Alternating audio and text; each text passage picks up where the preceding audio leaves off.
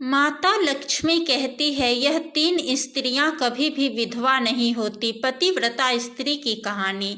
जय माता दी मित्रों, आप सभी का स्वागत है। कैसे हैं आप मित्रों? आज की वीडियो में आपको बताएंगे कि माता लक्ष्मी कहती है ये 3 स्त्रियां कभी विधवा नहीं होती। पतिव्रता स्त्री की कहानी। दोस्तों चलिए वीडियो को शुरू करते हैं।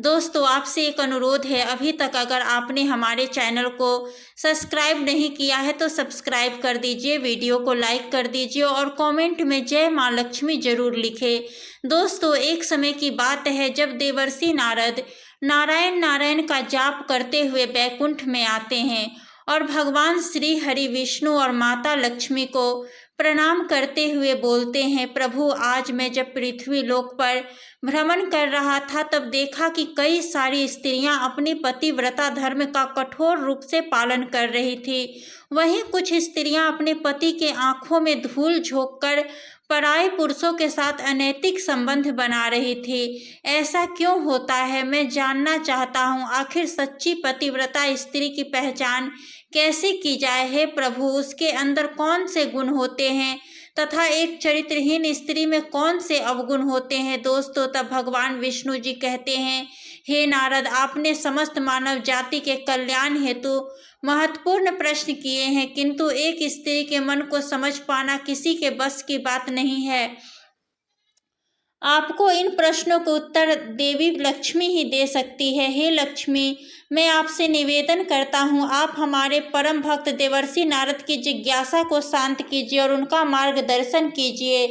तब माता लक्ष्मी कहती है, हे प्रभु, आपकी आज्ञा से मैं अवश्य ही नारद जी की जिज्ञासा को पूरा करूंगी। हे देवर्षि नारद जी, जिस भी नारी के अंदर यह 3 अवलक्षण होते हैं उस स्त्री का वंश शुद्ध होता है और उसके घर पर लक्ष्मी निवास करती है। उस नारी के पति के साथ ही पिता के भी इन दोनों कुल के लोगों को स्वर्ग की प्राप्ति होती है। जो स्त्रियां पतिव्रता होती है वह मृत्यु के पश्चात विष्णु लोक को प्राप्त करती है। पतिव्रता स्त्री की महानता की एक पवित्र कथा सुनाती हूँ।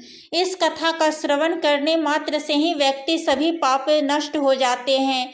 जो व्यक्ति भक्ति भाव होकर इस कथा को सुनता है, भगवान विष्णु उसके 33 अपराध माफ करते हैं। इसलिए प्रत्येक मनुष्य को इस कथा को ध्यान से सुनना चाहिए।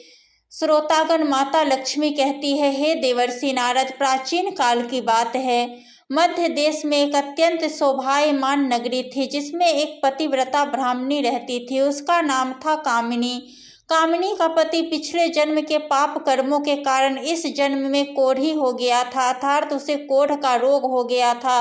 उसके शरीर में बहुत सारे जख्म हुए थे जिससे सदा ही पस निकलता रहता था। अपने पति की ऐसी दुर्गति को देखकर भी कामिनी नहीं छोड़ा और निर्मल भाव से वह अपने पति की सदा सेवा करती रहती थी।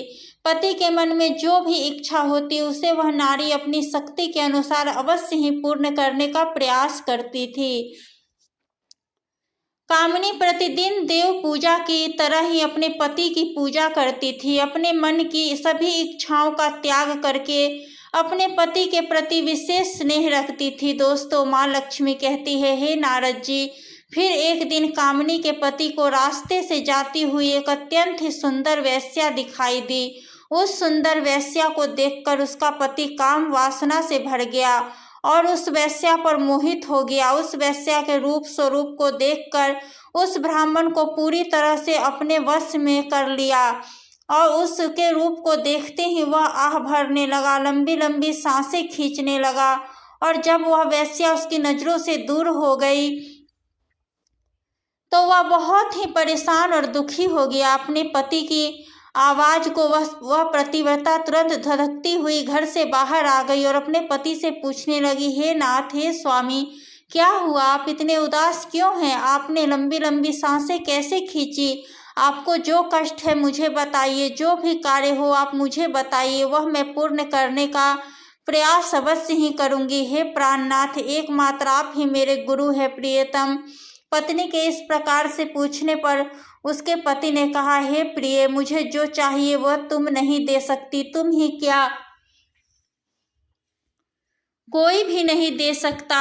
इसलिए उस पर व्यर्थ बात करना उचित नहीं है, इसलिए तुम रहने दो। फिर वह पतिव्रता कामिनी बोली, हे नाथ, मुझे विश्वास है कि मैं आपके कार्य को अवश्य सिद्ध कर सकती हूँ। आप केवल मुझे आज्ञा देने का कष्ट करें, अपनी पूरी शक्ति लगाकर उस काम को पूरा करूँगी। उस कार्य को पूर्ण करने के लिए जो भी उपाय हो मैं करूँगी। अगर मैं आपके इस कार्य को पूरा कर सकी तो इस लोक में और परलोक में मेरा कल्याण होगा। तब कामिनी के कोढ़ी पति ने कहा, हे प्रिय, ठीक है, बताता हूँ। अभी अभी इस रास्ते से एक अत्यंत ही सुंदर वेश्या जा रही थी। उसका शरीर अत्यंत सुंदर और मनमोहक था, जिसे देखकर मेरा हृदय काम अग्नि से भर गया। यदि तुम ऐसा कोई उपाय करो जिससे वह सुंदर वेश्या मुझे प्राप्त हो जाए तो मेरा जन्म सफल हो जाएगा। हे देवी, तुम उसे मेरा मिलन करवाकर मेरी काम अग्नि को शांत करो।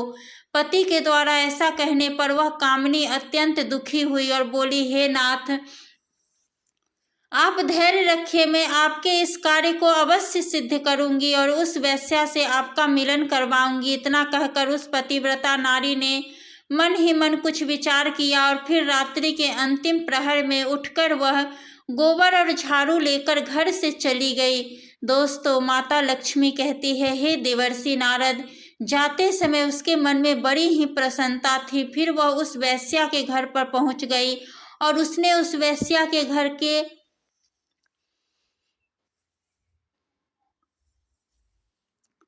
आंगन में झाड़ू लगाया और गोबर से लीप कर उसका आंगन अत्यंत सुंदर बना दिया और लोगों की नजर पड़ने से पहले ही शीघ्रता से अपने घर को लौट कर आ गई। इस तरह से उस पतिव्रता स्त्री ने 3 दिनों तक उस वेश्या के घर के आंगन में झाड़ू लगाया और गोबर से लीपकर उसका आंगन स्वच्छ किया। उधर वह वेश्या अपने आंगन को देखकर अपने सेवकों से पूछने लगी, अरे वाह, आज आंगन की इतनी बढ़िया सफाई किसने की है? जिसने भी मेरा आंगन स्वच्छ किया है, मैं उसकी इच्छा को पूर्ण करूंगी। फिर वेश्या के सेवकों ने कहा, हे वेश्या, घर के आंगन की सफाई तो हमने नहीं की, हमारे जागने से पहले ही कोई इस आंगन की सफाई करके चला जाता है। सेवकों की बात को सुनकर वेश्या को बड़ा आश्चर्य हुआ। वह सोचने लगी कि आखिर कौन आकर उसके घर के आंगन को साफ कर रहा है।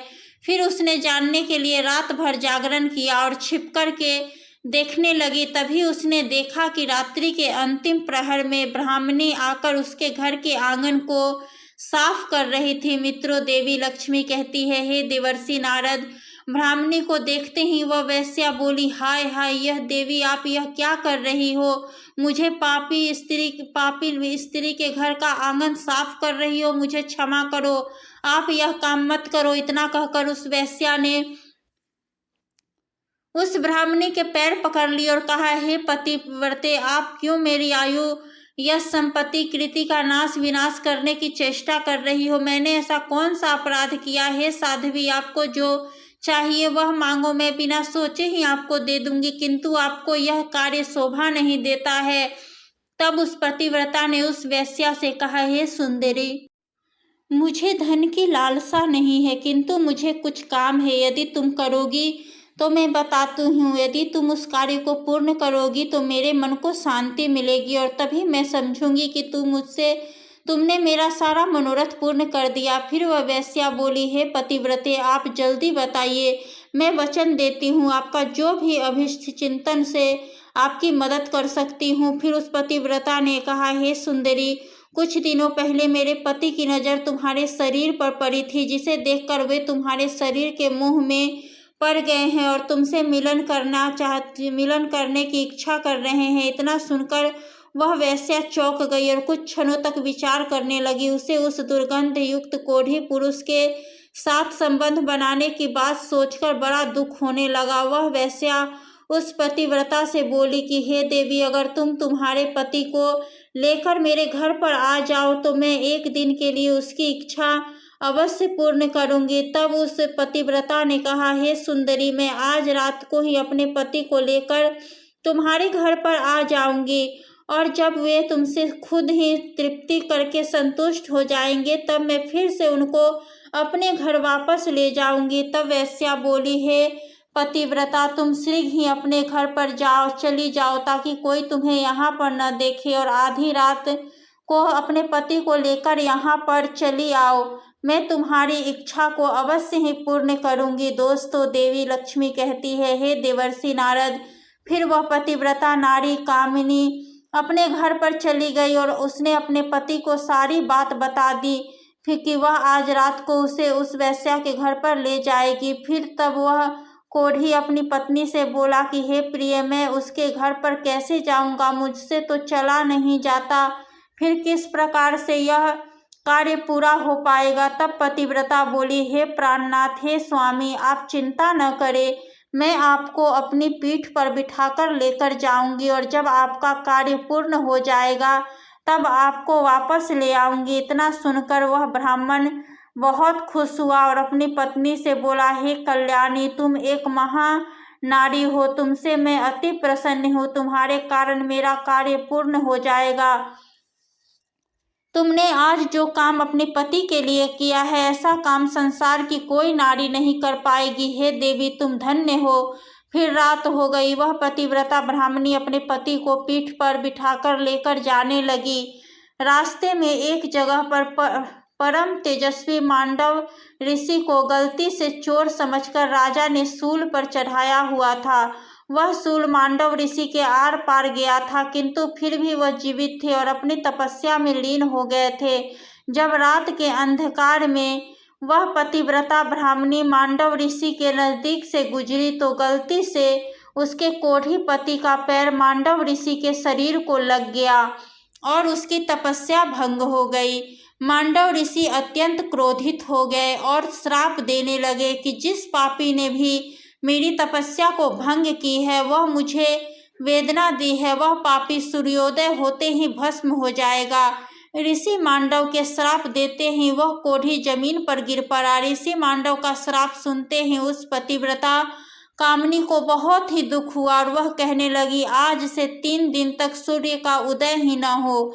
इतना कहकर वह पतिव्रता अपने पति को लेकर घर चली गई और अपने पति को सैया पर लिटाकर उसके पास बैठ गई। मित्रों, माता देवी लक्ष्मी कहती है, हे देवर्षि नारद, पतिव्रता की वाणी में इतनी शक्ति होती है कि वह जो भी कहती है वह सत्य हो जाता है, और पतिव्रता के कहने पर साक्षात सूर्य देव को भी उसकी इच्छा का पालन करना पड़ता है, क्योंकि सूर्य भगवान विष्णु ने ही पतिव्रता स्त्रियों को यह वरदान दिया है कि वे जो बोलेगी वह अवश्य ही सिद्ध हो जाएगा। फिर 3 दिनों तक सूर्योदय नहीं हुआ। सारा संसार अंधकार में चला गया और तीनों लोकों में उसकी खबर फैल गई। यह दृश्य देखकर सभी देवता ब्रह्मा जी के पास गए और सूर्य के उदय न होने का कारण पूछने लगे। तब ब्रह्मा जी ने देवताओं को उस ब्राह्मणी और मांडवी ऋषि का सारा वृतांत सुना दिया। दोस्तों, देवी लक्ष्मी कहती है, हे देवर्षि नारद, फिर सभी देवता ब्रह्मा जी के दिव्य विमानों में बैठकर उस पतिव्रता नारी के घर के पास चले गए। ब्रह्मा जी ने उस पतिव्रता नारी से कहा कि हे माता, तुम्हारे कहने से सूर्य का उदय होना रुक गया है, जिससे संपूर्ण सृष्टि खतरे में आ गई है। प्राणियों का जीवन दुष्कर हो गया है। तुम कृपा करके अपने वचन पीछे ले लो और सूर्य का उदय होने दो। फिर उस पतिव्रता ने कहा, हे भगवान, एकमात्र मेरे पति ही मेरे गुरु हैं। यह मेरे लिए संपूर्ण लोकों से बढ़कर हैं और सूर्य उदय होते ही मेरे पति की मृत्यु हो जाएगी, क्योंकि मांडव मुनि ने ऐसा श्राप दिया है। मैंने किसी लोभ में, क्रोध में तथा मोह में आकर ऐसा नहीं किया। मैं केवल अपने पति के प्राणों की रक्षा करना चाहती हूँ। फिर ब्रह्मा जी ने कहा, हे माता, तुम्हारे पति की आयु इतनी ही थी, उसकी मृत्यु से पृथ्वी का कल्याण होगा। तुम अपने पति के प्राण जाने दो, इससे तुम्हें बहुत पुण्य मिलेगा। फिर वह पतिव्रता बोली, हे देव, पति का त्याग करके मुझे किसी भी लोक में सुख की प्राप्ति नहीं होगी। मेरे पति मेरे लिए ईश्वर है, इसलिए मैं उनका त्याग नहीं कर सकती। फिर ब्रह्मदेव ने कहा, हे कल्याणी, तुम्हारे इस पतिव्रता धर्म से मैं बहुत ही प्रसन्न हूँ। तुम अभी इस हट को छोड़ दो और सूर्य का उदय होने दो, जिससे सारा संसार स्वस्थ हो जाएगा और हमारे आशीर्वाद से तुम्हारा कोढ़ पति भी कामदेव के समान सुंदर हो जाएगा। ब्रह्मा जी द्वारा ऐसे कहने पर उस पतिव्रता ने थोड़ी देर विचार किया और उसके बाद हाँ कहकर स्वीकृति दे दी और फिर सूर्य का उदय हुआ। फिर मांडव मुनि के श्राप के कारण तुरंत ही उसका पति जलकर भस्म हो गया और फिर उसकी राख से एक अत्यंत ही सुंदर कामदेव के समान रूप वाला उसका पति बाहर आकर खड़ा हो गया। यह चमत्कार देखकर वह पतिव्रता अत्यंत ही प्रसन्न हुई और फिर स्वर्गलोक से एक अत्यंत तेजस्वी विमान आया और वह पतिव्रता नारी अपने पति के साथ बैठकर स्वर्गलोक को चली गई। दोस्तों, देवी लक्ष्मी कहती है, हे देवर्षि नारद, इस प्रकार से पतिव्रता नारी में संसार को भी नष्ट करने की शक्ति होती है। पतिव्रता नारी के समान बड़े बड़े देवताओं को भी झुकना पड़ता है और ऐसी स्त्रियां कभी विधवा भी नहीं होती है। तो दोस्तों, आपको हमारी वीडियो अच्छी लगती है तो वीडियो को लाइक करना बिल्कुल भी न भूलें। धन्यवाद।